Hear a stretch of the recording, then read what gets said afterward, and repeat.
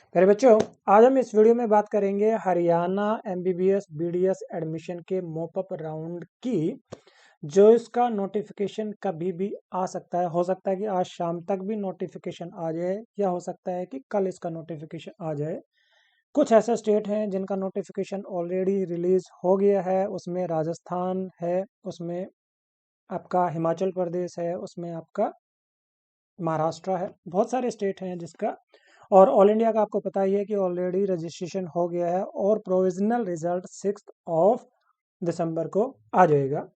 अभी हम ये टेंटेटिव शेड्यूल जो लास्ट ईयर का था वो दिखाने की कोशिश करेंगे, उससे आपको समझाने की कोशिश करेंगे कि आपका जो मॉपअप राउंड है वो ऑनलाइन होगा कि ऑफलाइन होगा। मैं आपको बता देता हूँ कि जिन बच्चों ने एनआरआई में एडमिशन लेना है या जिन बच्चों को अभी तक ईएसएम में एडमिशन नहीं मिला है, फ्रीडम फाइटर की कैटेगरी में है और उनको सीट नहीं मिली है, पीडब्ल्यूडी कैंडिडेट जिनको किसी कारण से अगर सीट नहीं मिली है और अगर वो सीटें बच के आती हैं तो उनके लिए जो काउंसलिंग होगी वो ऑफलाइन काउंसलिंग होगी। तो हम सीक्वेंस में समझ लेते हैं कि कैसे कैसे चीज़ें चलेंगी और क्या क्या चीज़ें होंगी। सबसे पहले जो होगा वो होगा आपका रजिस्ट्रेशन फॉर्म आपका ओपन होगा। और अच्छी बात क्या है कि अगर किसी कारण से आपने राउंड 1 में राउंड 2 में रजिस्ट्रेशन नहीं कराया है तो भी आप यहाँ रजिस्ट्रेशन करा सकते हैं। अच्छी बात क्या है कि यहाँ के प्राइवेट कॉलेज में दूसरे स्टेट के कैंडिडेट भी एलिजिबल हैं, तो वो बच्चे भी जिनको अभी तक कोई सीट नहीं मिली है वो बच्चे भी यहाँ रजिस्ट्रेशन करा के एडमिशन ले सकते हैं। दूसरे स्टेट से आप बिलोंग करते हैं तो सिर्फ प्राइवेट कॉलेज के लिए कर पाएंगे, बशर्ते कि आप एनआरआई कोटा में एडमिशन नहीं लेना चाहते हैं। जो बच्चे एनआरआई कोटा में एडमिशन लेना चाहते हैं वो यहाँ के गवर्नमेंट मेडिकल कॉलेज के लिए भी एलिजिबल हैं और उसमें चाहें तो वो काउंसलिंग करके सीट ले सकते हैं। अच्छी बात क्या है कि 3-4 दिन में ही आपको पोजीशन क्लियर हो जाएगी कि कौन कौन से कॉलेज में आपको सीट मिलने की संभावना है।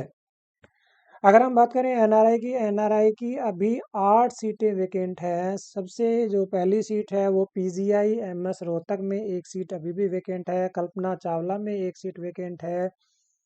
शहीद हसन खान मेवाती कॉलेज में एक सीट वेकेंट है। जो गर्ल्स का जो कॉलेज है, लड़कियों का जो कॉलेज है बीपीएस सोनीपत, उसमें अभी 2 सीटें खाली हैं।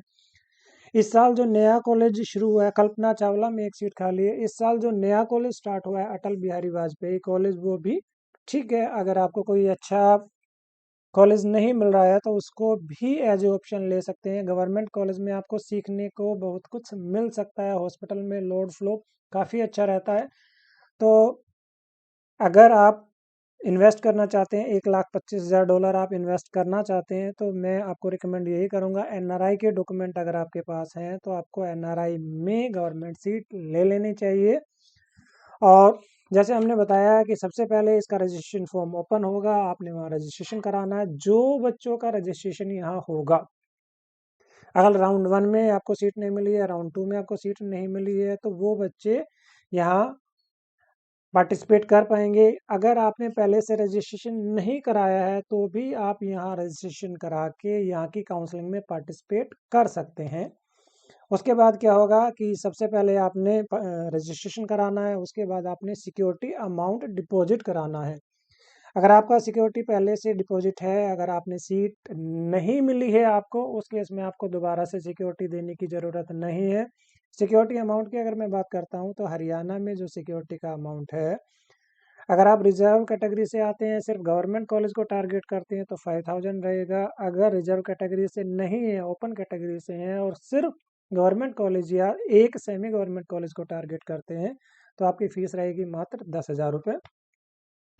उसके एडिशन में अगर आप प्राइवेट को भी एज ऑप्शन रखना चाहते हैं तो उस केस में जो आपकी फीस जाएगी वो टोटल जाएगी 1,00,000 रुपये। 1,00,000 रुपये में आप गवर्नमेंट की काउंसलिंग भी देख पाएंगे, सेमी गवर्नमेंट की देख पाएंगे और प्राइवेट कॉलेज की भी आप काउंसलिंग कर पाएंगे। तो हमने जैसे बताया है कि जब आपका रजिस्ट्रेशन की डेट ख़त्म हो जाएगी, हालांकि उसमें चॉइस फिलिंग और लॉकिंग बाकी स्टूडेंट्स के लिए डेट आगे तक भी रहेगी, लेकिन इन बच्चों का पहले से ही काउंसलिंग हो जाएगी। एनआरआई कोटा वालों की, फिजिकली हैंडीकैप्ड स्टूडेंट्स की, एक्स सर्विसमैन कोटा की और फ्रीडम फाइटर की। और ये ऑफलाइन काउंसलिंग होगी।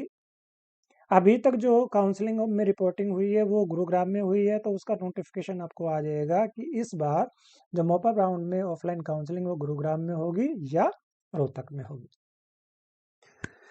उसके बाद जो बाकी बच्चे हैं एनआरआई के बच्चे भी, जिनको अगर उनके मनपसंद कॉलेज नहीं मिलता है और वो अगर प्राइवेट कॉलेज में एडमिशन लेना चाहते हैं, तो ऐसे बच्चे भी यहाँ पार्टिसिपेट कर पाएंगे, अपनी चॉइस फिलिंग कर पाएंगे, चॉइस लॉकिंग कर पाएंगे। उसके बाद प्रोविजनल अलॉटमेंट आ जाएगा। उसके बाद अगर उसमें आपको कोई डाउट है, कंफ्यूजन है, तो आप उसको क्लेम कर सकते हैं। फिर इनका फाइनल रिजल्ट डिक्लेयर हो जाएगा।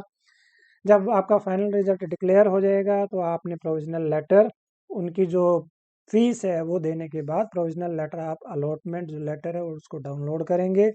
अगेन उनका डॉक्यूमेंट वेरिफिकेशन का डेट वाइज शेड्यूल आएगा। जैसे सेकंड राउंड में आया था 28 से शुरू हुआ था और आपका 2 दिसंबर तक वो रिपोर्टिंग रही थी। पहले दिन में जो बुलाए गए थे वो अपना एनआरआई के candidate, PWD candidate, ex serviceman और फ्रीडम फाइटर थे, और ईडब्ल्यूएस के कैंडिडेट भी 28 को बुलाए गए थे। इसी तरीके से फिर बीसीए, फिर बीसीबी, फिर इस तरीके से कैंडिडेट्स को बुलाया जाएगा और आपको कॉलेज अलॉट हो जाएगा। अब एक नज़र डाल लेते हैं कि लास्ट ईयर कितनी कितनी सीटें बची थी कौन कौन से कॉलेज में। एनआरआई की बात हमने कर ली है कि एनआरआई की कितनी सीटें अभी बची हुई हैं। अगर हम बात करें लास्ट ईयर मोपअप राउंड में, जब ये वाली सीटें खत्म हो गई थी, कौन सी, एनआरआई की, एक्स सर्विसमैन कोटा की, फ्रीडम फाइटर की और पीडब्ल्यूडी कैंडिडेट की, अगर कोई सीटें किसी कारण से बच जाती हैं तो इन सीटों को नॉर्मल सीट में कन्वर्ट करके बाकी बच्चों को अलॉट कर दिया जाएगा। और अगर हम नज़र डालें लास्ट ईयर में कौन कौन से कॉलेज में कितनी सीट बची थी, अभी मैं सिर्फ बात करूँगा ओपन कैटेगरी की, और प्राइवेट में हम बात करेंगे मैनेजमेंट सीट की कितनी कितनी सीट लास्ट ईयर बची थी। अगर हम बात करें पीजीआईएमएस में लास्ट ईयर ओपन कैटेगरी में 6 सीटें बची थी। इस बार जो अभी तक जो हमने कैलकुलेट किया है उसके हिसाब से जो सीटें बची हैं पीजीआईएमएस में वो 4 सीटें हैं। ईएसआई में पिछली बार 7 सीटें बची थी, इस बार सिर्फ 3 सीटें बची हैं। अच्छी बात क्या है, कल्पना चावला में पिछली बार कोई भी सीट नहीं बची थी मॉपअप राउंड में, इस बार 6 सीटें अभी तक बची है। तो अगर हम ये 3 कॉलेज को देख लें तो 3 कॉलेज में ईएसआई में पिछली बार 7 थी, पीजीआईएमएस में 6 सीटें थी, टोटल 13 थी। अभी भी देखा जाए तो ईएसआई में 3, पीजीआईएमएस में 4 के और कल्पना चावला में 6, तो अभी भी 13 सीटें हैं। इसके अलावा बीपीएस सोनीपत में लास्ट ईयर जो सीटें बची थी वो मात्र 2 थी, इस बार अभी भी 4 सीटें वैकेंट हैं। शहीद हसन खान मेवाती की बात करें तो लास्ट ईयर 4 सीटें थी, इस बार 1 सीट कम है, यहाँ सिर्फ 3 सीटें ही बची है। अटल बिहारी वाजपेयी जो इस बार नया कॉलेज आया उसमें जो सीटें हैं अभी 3 सीटें अभी भी बची हुई हैं। इसके बाद अगर हम बात करें महाराजा अग्रसेन मेडिकल कॉलेज जो सेमी गवर्नमेंट मेडिकल कॉलेज है, उसमें भी इस साल से बॉन्ड कर दिया गया है गवर्नमेंट कॉलेज की तरह, तो वहाँ लास्ट ईयर जो सीटें वैकेंट थी वो 5 सीटें थी और इस बार जो सीटें बची हुई हैं वो 6 सीटें वैकेंट हैं। तो ये हमने बताने की कोशिश की कि लास्ट ईयर कितनी कितनी सीटें वैकेंट थी जनरल कैटेगरी में, इस बार कितनी सीटें वैकेंट हैं। अब बात कर लेते हैं प्राइवेट कॉलेज में। तो प्राइवेट कॉलेज में जो लास्ट ईयर, अगर मैं मैनेजमेंट कोटा की बात करूं तो लास्ट ईयर जो वैकेंट रही थी आदेश में वो 23 सीट्स थी, इस बार मात्र 19 सीट्स ही बची हैं। अल्फला कॉलेज की बात करें तो लास्ट ईयर 19 सीट्स थी, इस बार कम सीटें बची हैं, 10 सीटें बची हैं। एसजीटी यूनिवर्सिटी में पिछली बार 23 सीट्स थी मॉपअप राउंड में, इस बार मात्र 7 सीटें ही बची हैं। और अभी जो कट ऑफ रही थी वो भी हम इसके बाद बता देंगे आपको, या मैं पहले बता देता हूँ। आदेश में जो मैनेजमेंट कोटा की जो कट ऑफ रही थी वो रही थी 302। अगर स्टेट के बच्चों ने ओपन कैटेगरी में एडमिशन लिया था तो उनके लिए जो कट ऑफ थी 340। एसजीटी यूनिवर्सिटी में जो बाहर के बच्चे थे जिनके पास यहाँ का डोमिसाइल नहीं था, उनका स्कोर 230 पर भी एडमिशन मिला था, लेकिन मॉपअप राउंड में सीटें क्योंकि कम है तो इस बात की कोई गारंटी नहीं है कि आपका स्कोर 230 से नीचे है तो आपको सीट मिल जाएगी। कभी कभी ऐसा होता है कि सीटें कम बच जाती हैं मॉपअप राउंड तक, फिर बच्चों को लगता है कि उनको अच्छा कॉलेज नहीं मिल रहा है, तो कभी कभी कंपटीशन भी बढ़ जाता है।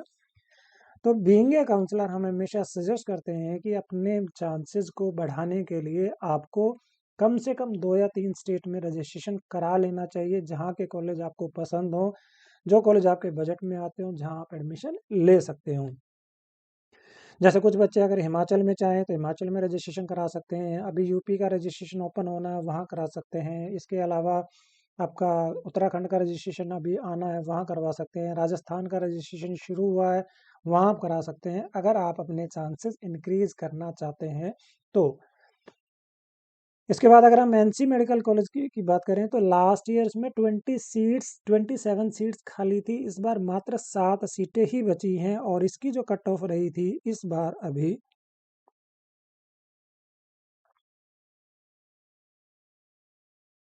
वो हम यहाँ से चेक कर लेते हैं कि वो जो सीट बची थी वो उसका कट ऑफ क्या था लास्ट ईयर का, सॉरी सेकेंड सेमेस्टर राउंड का। इसमें जो एनसी का जो कट ऑफ था दैट वाज 207 वर्ल्ड कॉलेज की बात करें तो वर्ल्ड कॉलेज में पिछली बार 31 सीट्स वेकेंट हुई थी, और इस बार जो सीटें वेकेंट हैं वो हैं सिर्फ 14। अभी जो कट ऑफ रहा था 153। इसके अलावा अगर हम बात करें जो नेक्स्ट कॉलेज है आपका, हमने बात कर ली है आदेश में 19 सीट्स हैं, अल्फला में 10 सीट्स हैं, एसजीटी में 7 सीट्स हैं, एनसी कॉलेज में 7 सीटें हैं, और वर्ल्ड कॉलेज एनसी कॉलेज में 7 सीटें हैं, और जो कट ऑफ था 207, और वर्ल्ड कॉलेज में अभी 14 सीटें खाली हैं। अगर हम गवर्नमेंट कॉलेज की बात करें तो गवर्नमेंट कॉलेज में जो कट ऑफ रहा था जनरल कैटेगरी में 600 था, ईडब्ल्यूएस में 594 था, बीसीए में फीमेल कैटेगरी में 577 था, बीसीए बॉयज़ के लिए 584, बीसीबी 590, एससी 464। इसमें क्या कट ऑफ रह सकता है, तो जहाँ तक हमारी कैलकुलेशन कहती है कि जो सीटें बची हैं वो क्योंकि कम है, तो हम ये मान के चल सकते हैं कि जो कट ऑफ है जनरल कैटेगरी में या ईडब्ल्यूएस में हो सकता है कि ये 2 नंबर तक नीचे आ जाए। बाकी जैसे ही इनका सीट मैट्रिक्स आ जाएगा, कैटेगरी वाइज सीट मैट्रिक्स आ जाएगा, तो हम कोशिश करेंगे कि एक एनालाइज करके अच्छे से आपके लिए एक वीडियो लेके आएँ।